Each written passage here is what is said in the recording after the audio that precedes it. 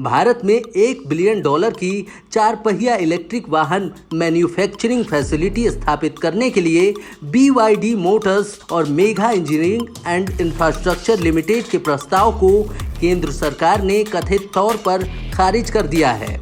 उद्योग और आंतरिक व्यापार संवर्धन विभाग यानी कि DPIIT को सौंपे गए आवेदन में हैदराबाद में एक इलेक्ट्रिक वाहन प्लांट की योजना की रूपरेखा दी गई थी।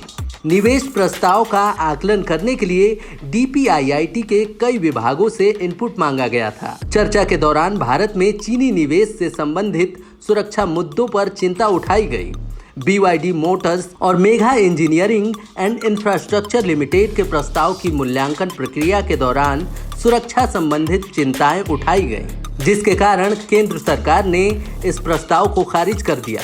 भारत में चीनी निवेश के संबंध में सुरक्षा चिंताओं को विचार विमर्श के दौरान चिन्हित किया गया था। चर्चा में शामिल एक दूसरे अधिकारी के अनुसार मौजूदा नियम में ऐसे निवेश की अनुमति नहीं है। कथित तौर पर इंडस्ट्री ने DPIIT को प्रस्ताव दिया था कि वो सालाना 10,000 से 15,000 इलेक्ट्रिक कारों का निर्माण करेगा। रिपोर्ट में संयंत्र से जुड़े एक व्यक्ति के हवाले से कहा गया है कि MEIL पूंजी प्रदान करेगा, जबकि BYD टेक्नोलॉजी और जानकारी में योगदान देगा। बिक्री के मामले में दुनिया की अग्रणी इलेक्ट्रिक वाहन निर्माता कंपनी BYD पहले ही भारत में 2 इलेक्ट्रिक व्हीकल मॉडल पेश कर चुकी है। जून 2022 में BYD ऑटो ने घोषणा की है कि उसने 2022 की पहली छमाही में लगभग 6,41,000 इलेक्ट्रिक व्हीकल बेची, जिसमें टेस्ला को पछाड़कर BYD दुनिया में सबसे बड़ा इलेक्ट्रिक व्हीकल निर्माता बन गया। हाल ही में टेस्ला ने भारत में इलेक्ट्रिक व्हीकल मैन्युफैक्चरिंग प्लांट लगाने की घोषणा की थी, जिसे देखते हुए BYD ने भारत में प्लांट लगाने पर विचार किया, जिससे कि वो भारतीय बाजारों में टेस्ला को चुनौती पेश कर सके।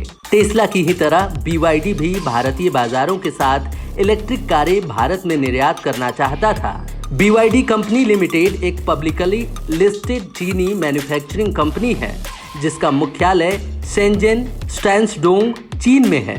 इसकी स्थापना 1995 में हुई थी।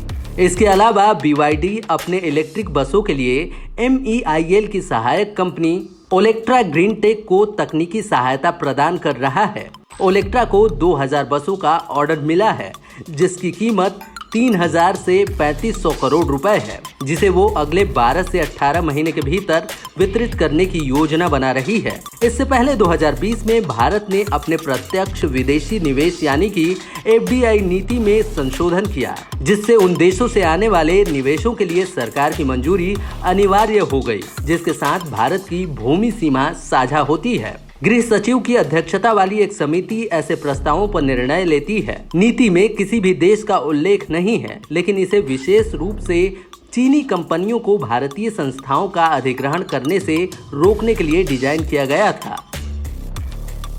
हमारे चैनल को सब्सक्राइब करें और वीडियो सबसे पहले अपने मोबाइल पर पाने के लिए बेल आइकन को दबाएं।